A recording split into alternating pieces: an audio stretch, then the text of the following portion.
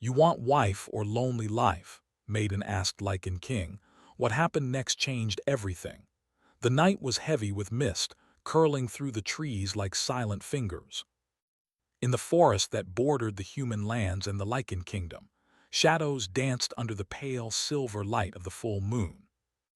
A chill breeze carried the scent of pine and earth, and distant howls echoed across the hills, warnings and calls of creatures that were neither fully man nor fully beast. Maya moved carefully between the trees, her breath steady, her eyes sharp. She had grown up at the edge of the forest, learning its secret paths, the hidden streams, and the sounds that marked danger. But tonight, the danger was not in the forest. It was in the heart of the man who ruled it. Kalen, the Lycan king, was both feared and revered. His name alone could stop men in their tracks, and even the bravest warriors spoke of him in whispers. Rumors said he could shift into a wolf larger than any natural creature, and that his eyes could see into the deepest corners of one's soul. He ruled with strength, but also with loneliness that few could imagine. Maya had no fear, not because she was unafraid of death, but because she had learned long ago that courage sometimes meant standing alone, staring into the eyes of something terrifying and refusing to bow. Tonight, her courage would be tested like never before. The village had sent scouts to warn them that Kalen would hunt near their lands. When Maya heard the news, she did not flee. She prepared herself. The forest was her home, yes, but she also understood the ways of men and monsters alike. She knew that Kalen respected strength, and he respected those who spoke their minds. The first sign of his presence came in the form of silence. The usual night sounds, birds, insects, the whisper of leaves ceased. The wind itself seemed to hold its breath. Then came the shadow, a figure taller than any man, moving with the grace of a predator. His cloak, dark as midnight, swirled behind him, and the glint of his eyes caught the moonlight. "You should not be here," a voice rumbled, deep and resonant, carrying a warning as much as a question. Maya did not falter. "And you should not hunt in human lands," she replied, her voice steady. "This forest is not yours alone, King Kalen." He paused, studying her. Most humans would have trembled, knelt, or fled. Not her. She looked at him as if he were nothing more than a man who had yet to learn what courage meant. For a moment, Kalen felt something he had not felt in decades: curiosity. "Bold," he said, almost to himself. "Most would see only the shadow of the beast and run. You see the man behind it, or do you not care?" "I care," she said, "but I care more about truth than fear. And you, king, live too much in shadow." Kalen's lips curved slightly, a gesture more wolf than man. He stepped closer, and Maya did not move back. The air between them was tense, charged with the kind of energy that could spark fire or death. "Tell me then," he said, voice lower now, almost intimate, "do you know what it is to be alone? To hold a crown heavier than any sword, to feel the bite of the night not just in the air but in your soul?" Maya's gaze softened, just enough for him to see it. "Perhaps I do," she said. "Perhaps more than you think. But I have learned that one choice can change a life if one has courage to speak it." Kalen tilted his head. "And what choice would that be?" She stepped closer, her eyes locking with his. "I will ask you a question that few dare to ask a king." She drew a deep breath.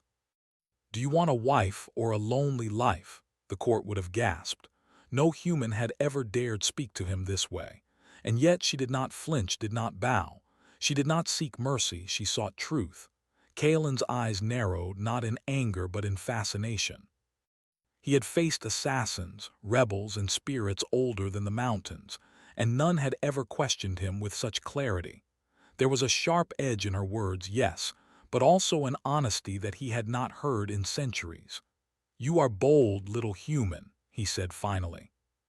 "Bold and foolish. The question is yours to ask, but do you know the cost of its answer?" "I do," Maya said, "and I will bear it, whatever it may be." A silence stretched between them, heavy as the mist around the trees. Kalen considered her not just as a human, but as someone who might change him. A flicker of something long buried, hope, perhaps, or longing, rose in his chest, but he pressed it down. Loneliness was the only shield he had ever known. To open his heart would be dangerous. To trust her deadly. Yet something in her presence pulled at him, something he could not name. She was not afraid of the night, not afraid of him, and most importantly, not afraid of what lay beneath his fearsome exterior. "Come with me," he said abruptly. "You will not survive the night alone, not with the forest awake in dangers that are beyond your imagination." "I can survive," she said, though a small part of her was drawn to him, inexplicably. "But perhaps I wish to see how you survive." Kalen's laugh was low, like a growl rumbling through stone. "You are insufferable," he said, and yet he extended his hand, not as a command but as an invitation. Maya took it. Their fingers brushed, and for a fleeting moment, Kalen felt a shiver that was not entirely from the cold. The moonlight caught their hands, silver and pale, like a binding promise that neither fully understood yet. As they walked toward the edge of the forest, Kalen watched her closely. She did not speak, but the way she carried herself, the steadiness of her gaze, the courage in her step, kept his mind sharp, unsettled, and strangely alive. She was unlike anyone he had ever met. "You ask questions that are dangerous," he said softly, almost to himself. "Do you not fear the answer?" "I do not fear truth," Maya said, "and I do not fear the man who hides behind it." Kalen's lips pressed together, a faint smile forming. There was power in her words, yes, but also a challenge. And he had not faced a challenge like this in a long time, not one that touched him so deeply, so irreversibly. When they reached the clearing near the castle gates, the air changed. The wind carried whispers, some of the forest, some of the unseen magic that lingered in the walls of his domain. Kalen stopped and turned to her. "You should leave," he said, voice low. "Tonight, the forest is alive with more than shadows. There are those who would see you disappear." "I am not afraid," she said, lifting her chin. "But I will not leave, not while there are truths to face, and not while a man hides behind his crown instead of his heart." For a long moment, Kalen simply stared. He had known kings, queens, warriors, and monsters, but none had spoken to him with such directness, such courage. And yet, for all her bravery, he knew the night was far from safe. The forest had its own will, and it was old, and it did not forgive easily. A distant howl broke the silence, sharp and mournful. Kalen's ears flicked, his senses alert. He stepped closer to Maya, protective yet cautious. "You are unafraid," he said, "and that may be your greatest strength or your undoing." Maya met his gaze steadily. "If strength is measured by fear, then I have already won." The Lycan king said nothing, only watched her. For the first time in decades, he felt a stirring he could not name. He had ruled, commanded, and fought, but he had never faced someone who made him wonder, not about power, but about heart. Then, as if on cue, the forest seemed to shift. Shadows deepened, trees groaned, the mist thickened. Something moved beyond the clearing, something neither human nor fully animal. The wind carried a whisper of threat. Kalen's eyes narrowed, and instinct took over. He moved slightly in front of Maya, a silent shield between her and the unknown danger. The tension in the air was sharp, like steel drawn from a scabbard. Maya noticed it but did not flinch. She looked at him, calm, steady. "You will protect me," she said softly, almost as an observation, not a command. Kalen's jaw tightened. The thought of harming her or losing her stirred a storm within him. He had never cared for anyone like this, and yet he could not speak it aloud. Words of care were dangerous, and in his world, vulnerability could be fatal. The forest's whispers grew louder. Kalen's hand brushed hers again, brief but deliberate, a silent promise. The wind shifted, the shadows deepened, and then a howl unlike any other echoed through the trees, long, mournful, and terrifyingly close. Kalen's eyes met Maya's. "You asked a dangerous question," he said, voice tight, almost pained. "And now you will see what danger truly is." Maya did not step back. Instead, she lifted her chin and smiled faintly, her eyes reflecting the pale moonlight. "I am ready," she said. The moon seemed to pause in the sky, silver light falling on their figures. Two silhouettes, one human, one wolf-king, stood together at the edge of shadow and danger. And as the forest closed in around them, neither knew what awaited beyond the darkness. But one thing was certain: nothing would ever be the same again. The castle loomed against the night sky, dark and unyielding. Its towers pierced the clouds, and the walls, thick with centuries of stone, seemed almost alive in the silver light of the full moon. The forest whispered its secrets against the outer gates, leaves rustling like hidden voices, warning travelers of what lay inside. Kalen led Maya through the castle's winding corridors. Torches flickered against the walls, casting long shadows that seemed to watch them. Despite his fearsome reputation, there was a subtle care in the way he moved beside her, a vigilance she noticed but did not comment on. "You should rest," Kalen said quietly, his voice low and commanding, yet softer than it had been in the forest. "This castle is alive with dangers, even if none are seen." "I do not sleep from fear," Maya replied, her eyes scanning the hallways, "but I will rest if it keeps me alive to see the dawn." Kalen allowed a small, rare smile to cross his face. Few spoke to him with such steady confidence. Fewer still understood that courage was more than absence of fear. It was the choice to act despite it. They reached a chamber overlooking the northern gardens, where the moonlight poured through tall, narrow windows, illuminating the marble floor in silver patterns. Here, Kalen paused. "Most humans would panic in this castle," he said, "even those born near the forest. Yet you walk as if it belongs to you." "I belong to no one," Maya said softly, but Kalen heard more than words. She did not merely claim independence, she radiated it. And that radiance stirred something unfamiliar inside him. Kalen studied her, his mind a storm of thoughts. Loneliness had been his constant companion for centuries. Kings and warriors had tried to reach him, yet he had always kept the walls around his heart unbroken. Until now. Maya had stepped inside, not to tear down those walls, but to challenge him to do it himself. "You will not be safe here," he said finally. "Not entirely. There are those who would see you vanish before the dawn." "I have lived with danger my whole life," she said, her voice calm but firm. "I do not fear it."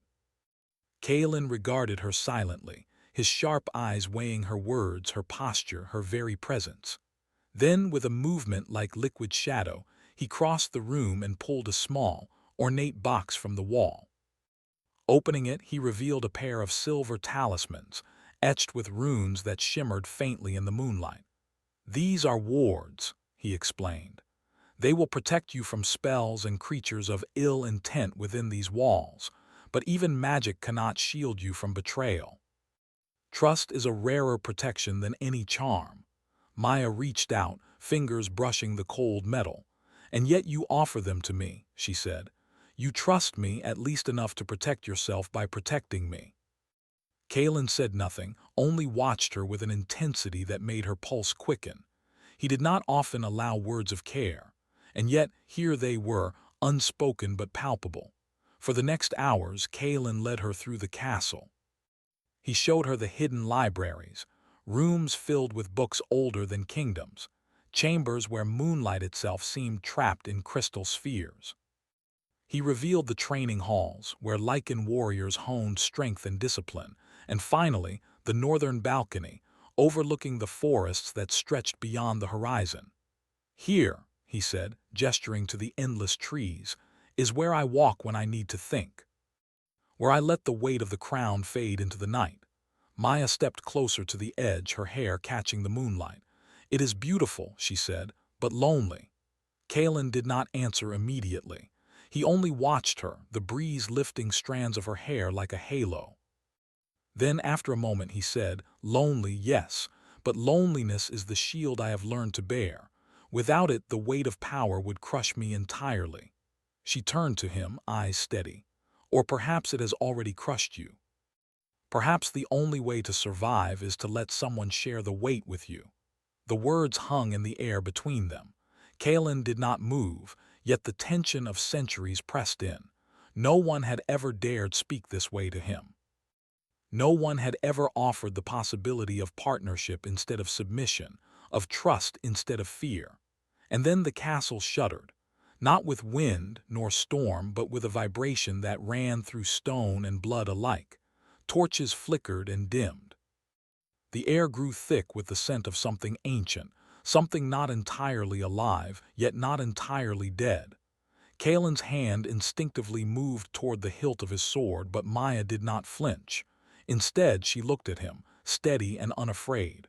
"What is it?" she asked. "A warning," Kalen said grimly. "The forest itself speaks. There are those who seek to harm you or to use you." Before she could reply, a sharp sound echoed from the castle's western wing. Footsteps, many of them, but silent, ghost-like. Kalen's eyes narrowed. "Stay close," he ordered.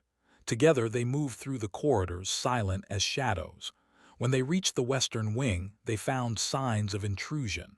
Objects had been moved, runes etched into the walls, faint traces of magic that spoke of intent and malice. "Rogue-like factions," Kalen muttered.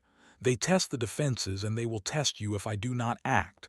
Maya looked at him steadily. "Then let us face them," she said. "Together." For a moment, Kalen thought she would regret those words. Most humans would have frozen in terror, but she stood as if daring the danger itself to approach. He felt something shift in him, trust, or perhaps a seed of hope he had long buried. The footsteps returned, closer now. Kalen shifted into his wolf form, a fluid motion that was both terrifying and majestic. His fur shimmered in moonlight, muscles coiled like springs ready to strike. Maya did not flinch. Instead, she took a talisman from her pocket, holding it firmly in both hands. "They come," she said quietly, "but we are ready." The rogue Lycans emerged from the shadows, eyes glowing red, teeth bared, claws glinting. They circled the hall, calculating, testing. Kalen growled, a low rumble that shook the air, but Maya stepped forward, holding the talisman aloft. A shimmer of silver light erupted, forming a protective barrier. The Lycans hissed, recoiling from the force of the wards. Kalen's wolf form lunged, but not recklessly, each strike calculated, each movement protecting both Maya and the castle's integrity. Maya did not fight with claws or teeth, but with courage, presence, and the wards themselves. The combination of Kalen's strength and her clever use of magic forced the rogue faction to retreat, disappearing into the shadows as silently as they had come. When the echoes faded, Kalen reverted to his human form. His chest heaved, his eyes still sharp, but now they softened as they fell on Maya. "You are unlike any human I have ever met," he said. "Courage is not enough. You possess wisdom, patience, and a strength that challenges even me." Maya lowered the talisman, her chest rising and falling steadily. "And you are unlike any king I have ever met," she said softly. "Strong, yes, fearsome, yes, but also lonely, and perhaps longing for someone who can stand beside you." Kalen's jaw tightened. He had not expected words like these from her, yet they resonated in ways he could not deny. For the first time in centuries, he wondered if his fortress of solitude might be unnecessary or even harmful. "Do you truly understand the danger of this castle, of my world?" he asked, voice low and deliberate. "I do," she replied, "and I accept it, not because I am fearless, but because some things are worth the risk." Kalen looked at her, the moonlight catching in his silver eyes. He wanted to speak of trust, of partnership, of the bond forming between them, but words felt fragile, insufficient. Instead, he simply nodded, acknowledging her bravery and her choice.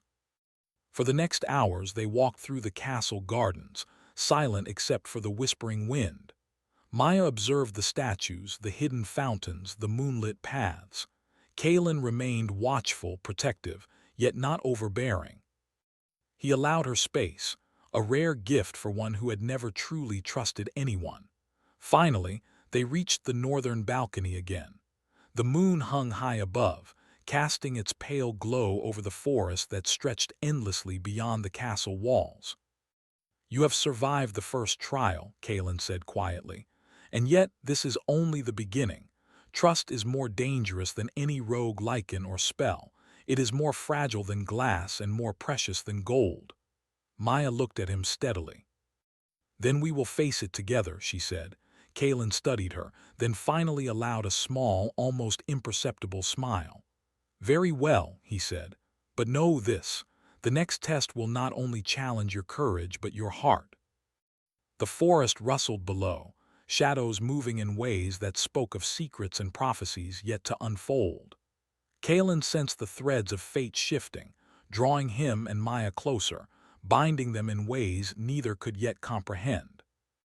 And as they stood together under the silver light, Kalen realized something undeniable, the question she had asked in the forest, "Do you want wife or lonely life?" was no longer simple. It had set into motion forces that could either unite them or destroy them both. The moon shone down, bright and unforgiving, illuminating the beginning of a bond that would challenge kingdoms, test loyalties, and awaken hearts that had long been asleep. The castle's walls seemed taller at dawn, their stones cold and unyielding.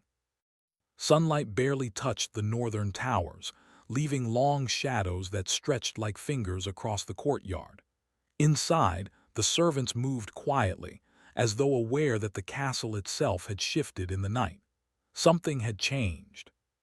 Kalen could feel it deep within the bones of the place, and deep within himself.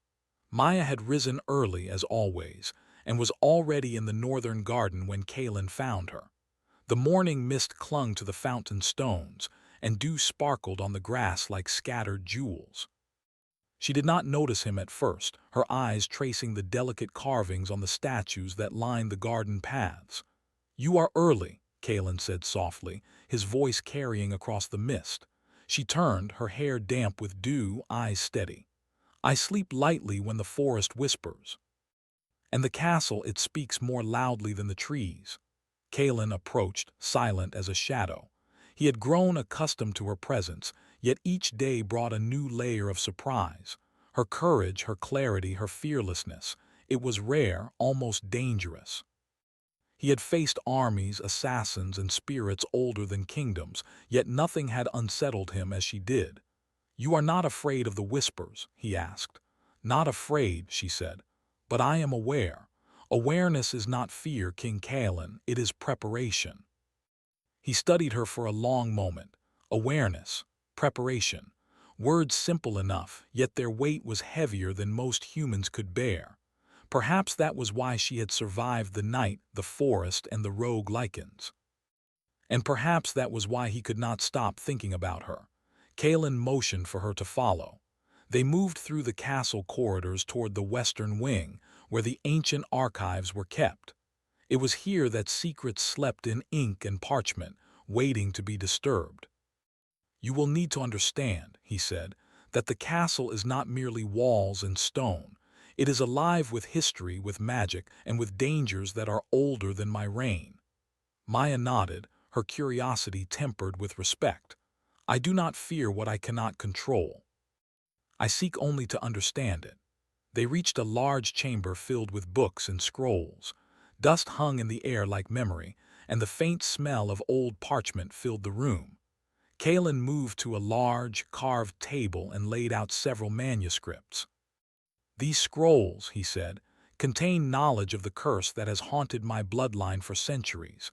It is subtle, woven into the fabric of our being, and it does not forgive weakness." Maya leaned closer, tracing the delicate runes with her fingers. "And the curse, it can be broken." Kalen looked at her, his eyes reflecting the flickering torchlight. "It can be weakened, delayed, or redirected, but not without cost, and the cost is often more than one heart can bear." She met his gaze steadily. "Then perhaps it is time someone bore it willingly, not because they must, but because they choose to." Kalen felt a strange stirring inside. She did not speak of sacrifice as a threat or as fear, but as a possibility embraced with courage. That was dangerous. That was intoxicating. Before he could respond, the door creaked. Both turned swiftly, hands instinctively reaching for weapons or wards, but it was only a page boy, small and trembling. He handed Kaelin a sealed letter. The wax bore a mark Kaelin had not seen in centuries, a sigil of the forest spirits, intertwined with a family crest he recognized instantly. Maya's eyes widened as Kaelin broke the seal. The parchment was ancient, edges frayed, the ink faded yet clear. His eyes scanned the words, reading faster than thought, each line deepening the furrow of his brow. "They know," he muttered finally, voice tight. "They know of you, of your bloodline." "My bloodline?" Maya asked, alarmed. "What do you mean?" Kaelin's gaze softened, yet it was filled with caution.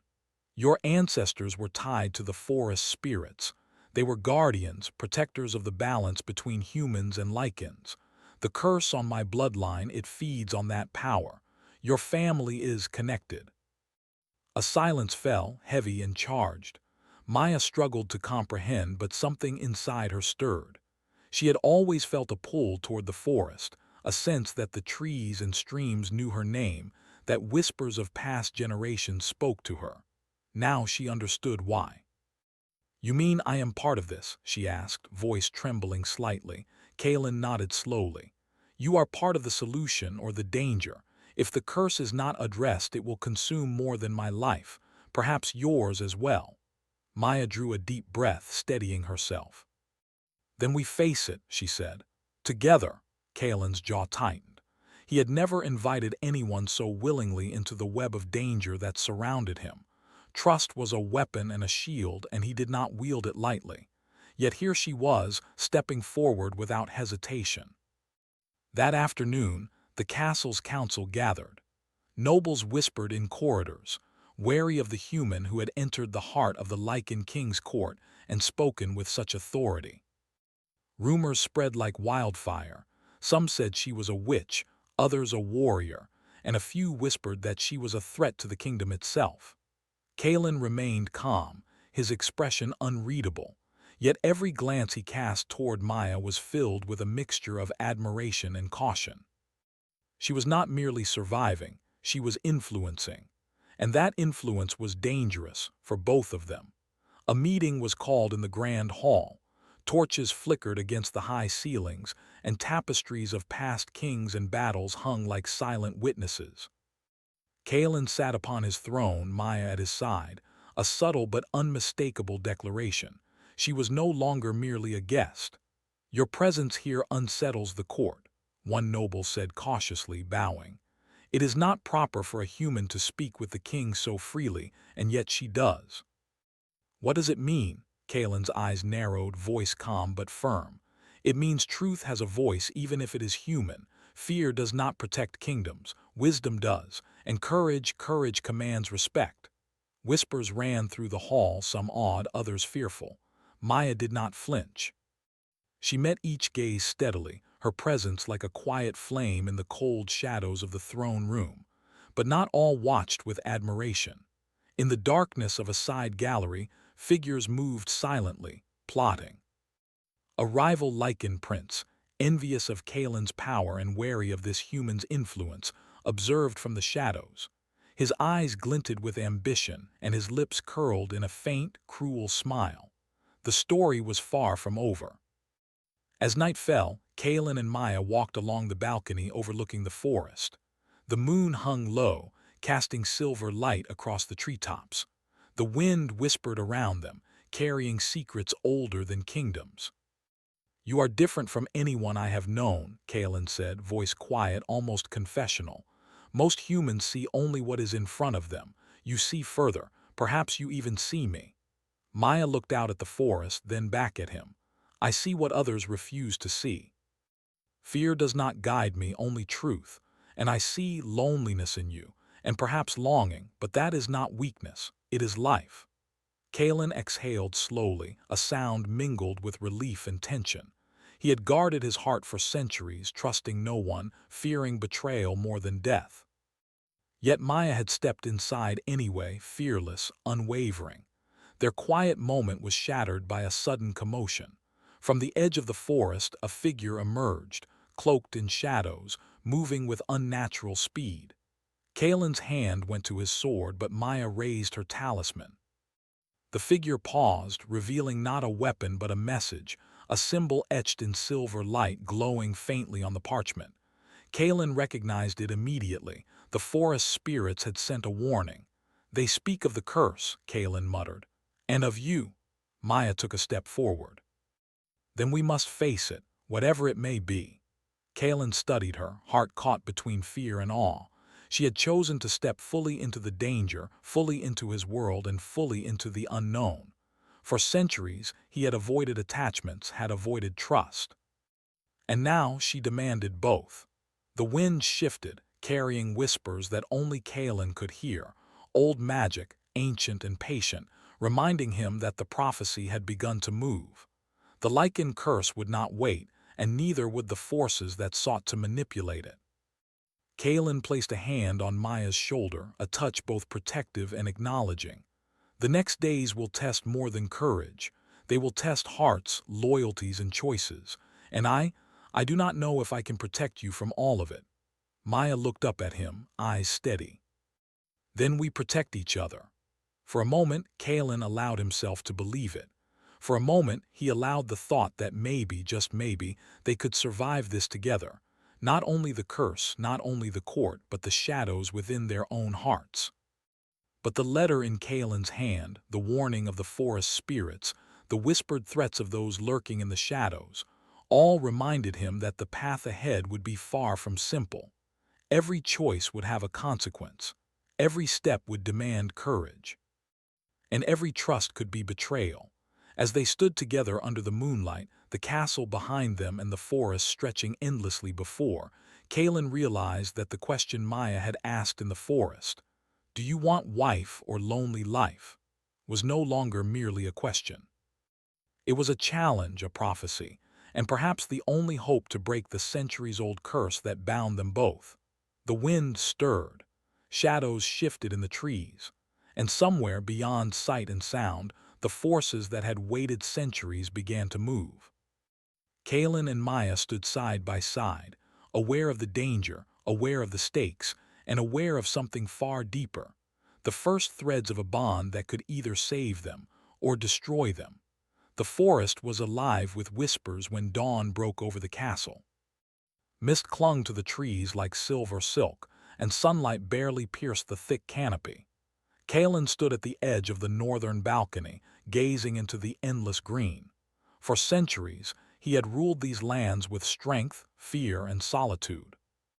Yet today, something heavier than the crown pressed on his shoulders, a choice, a question, and a destiny intertwined with a human he had come to trust. Maya approached quietly, her steps soft on the marble floor of the balcony. She did not need to speak. Kalen sensed her presence beside him as naturally as he sensed the wind. Their bond had grown over nights of danger, days of discovery, and countless moments of quiet understanding. Yet the curse, the ancient, unyielding curse that shadowed his bloodline, loomed over them both. "You have been silent," Maya said, her voice calm yet firm. "I can feel your thoughts even when you do not speak. The weight of this choice, it is heavy on you." Kalen did not turn immediately. "It is heavier than any crown I have worn. The curse, it demands a sacrifice. One life, willingly given, or centuries of pain unbroken. And you are bound to it more than I realized." Maya reached out, placing a hand over his. "Then we face it together. Whatever the cost, we will stand side by side. That is my choice." Kalen's heart stirred in a way it had not in centuries. To trust another soul fully was dangerous. To love someone in his world was perilous. Yet Maya's courage was steady, unwavering, and it illuminated a path he had long forgotten. Hope. Together, they descended the balcony steps into the castle courtyard. Torches flickered as servants and guards observed from a distance, knowing something momentous was unfolding. Kalen had never allowed a human to walk so openly within the castle grounds, let alone beside him.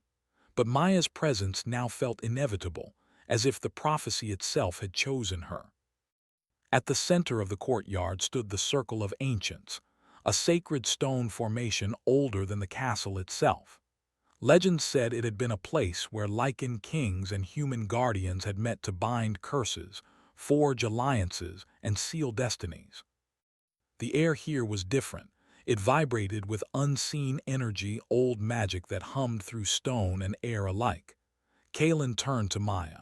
The ritual is not simple. It will test our courage, our trust, and the strength of our hearts. You must be prepared to face visions of yourself, of me, and of choices you may not want to make. Maya's gaze was steady. I have never walked away from a challenge. I will not start now. The first step of the ritual began with the placement of the talismans on the central stones. Silver runes glowed faintly as Kalen and Maya each took their place. A wind rose from the surrounding forest, carrying whispers of the ancestors, urging them forward, warning them, guiding them. Kalen raised his voice, chanting the ancient words learned in secret from his forebears. The runes shimmered brighter, casting silver and blue light across the courtyard. Maya repeated the words, her voice clear and steady. The energy between them grew, a bond of magic formed by trust, courage, and mutual respect. Suddenly, the forest shifted. Shadows moved unnaturally, coalescing into figures of past Lycan kings and humans tied to the bloodline. Their eyes glowed, their expressions unreadable. One stepped forward, a vision of Kalen's father, a king whose pride and fear had hardened his heart for centuries. "You are too late to save him," the vision said, voice echoing like wind through stone. "The curse has held him, and it will hold you unless you surrender one of your own." Kalen's chest tightened. "I will not sacrifice Maya, not for power, not for fear, not for the curse." Maya stepped forward. "Then we do not act alone, we act together. Trust is stronger than fear, and love is stronger than any curse." The shadows hesitated. The wind shifted. The energy from the circle intensified. Kalen felt the pull of the curse, an invisible weight pressing on his mind, whispering doubt, fear, and solitude. But Maya's hand found his, grounding him, reminding him that he did not have to face this alone. "You must release your fear," Maya said, her voice carrying across the courtyard. "Release the need to be alone. Only then can the curse be broken." Kalen's eyes met hers. In that moment, centuries of pain, pride, and isolation confronted him. He could feel the curse tightening its grip, testing his resolve. But he also felt something new, something he had not felt in centuries: hope, trust, and the willingness to open his heart. He spoke the final words of the ritual, voice resonant and commanding. "I release the need to bear this alone. I open my heart to truth, to courage, and to her." The ground trembled. Light erupted from the talismans, encircling them both. The shadows of the ancestors wavered, their voices rising in a chorus of approval, warning, and awe. The curse, ancient and relentless, recoiled from the force of two hearts joined in trust and bravery. Maya felt the energy surge through her. Visions flashed of Kalen as a child, alone, afraid, of herself standing against impossible odds, of the forests and castle entwined, a kingdom bound by fear and magic. She held onto Kalen, trusting him to hold onto her, and together they faced the visions without fear. Then, as suddenly as it had begun, the light collapsed inward, focusing on the central stones. A pulse of energy swept outward, breaking the hold of the curse. The silver runes flared once more, then dimmed. The shadows of the ancestors faded, leaving only the forest and castle, serene and still. Kalen exhaled, chest heaving, eyes glimmering with relief and awe. "It is done," he whispered. Maya turned to him, her smile radiant. "It is not done because of power or magic. It is done because we trusted each other, because we stood together even when fear whispered that we should not." For the first time, Kalen allowed himself to fully smile. Not a ruler's smile, not a warrior's mask, but a man's, unguarded and real. He reached for Maya's hand, lifting it to his lips in a gesture of respect, honor, and quiet love. "You asked me a question," he said softly, voice catching with emotion. "Do I want wife or lonely life? I choose neither fear nor solitude. I choose you." and I choose us." Maya's eyes shimmered with emotion. "Then you are no longer alone, and I am no longer just a visitor in your world. We are together not because of destiny or prophecy, but because we choose it." The castle itself seemed to breathe, shadows lifting, light returning. The forest whispered in approval, birds beginning their morning songs. Even the wind felt lighter, freer. But the final act of the prophecy remained. Kalen and Maya walked to the edge of the northern gardens, where the forest stretched endlessly. Here, the magic of the land, the courage of hearts, and the choice of trust converged. Kalen placed his hand on the talisman and Maya mirrored him. Together, they raised their joined hands to the moon, now high in the sky, full and silver. The wind carried a chorus of voices, the ancestors, the forest spirits, the guardians of old, acknowledging that the bond of trust and love was complete. "You have changed me," Kalen said, voice barely above a whisper. "Not by magic, not by prophecy, but by your courage, your heart, and your willingness to face me as I am." "And you have changed me," Maya replied. "Not by power, but by showing me that even the strongest hearts can be opened. Even the darkest nights can hold light." For a long moment they stood together, hands clasped, hearts aligned, the weight of centuries of curse and fear finally lifting. The forest stretched endlessly before them, yet it no longer felt threatening. It was alive, welcoming, and at peace. The court, watching from a distance, felt the change too. The nobles whispered in awe, realizing that the king, feared and untouchable for so long, had found a partner, not just in trust but in heart. And the humans who had long avoided the forest felt a shift in the air, a promise that courage and love could bridge even the oldest divides. As night fell once more, Kalen and Maya returned to the northern balcony, the moon casting its silver light over them. The stars glittered, ancient witnesses to a story that had been centuries in the making. Kalen turned to Maya, eyes steady, voice full of quiet reverence. The prophecy spoke of sacrifice, of danger, of curses, but it never spoke of hope, of trust, of love. That we wrote ourselves." Maya smiled, leaning slightly against him. "Then let us continue to write it," she said.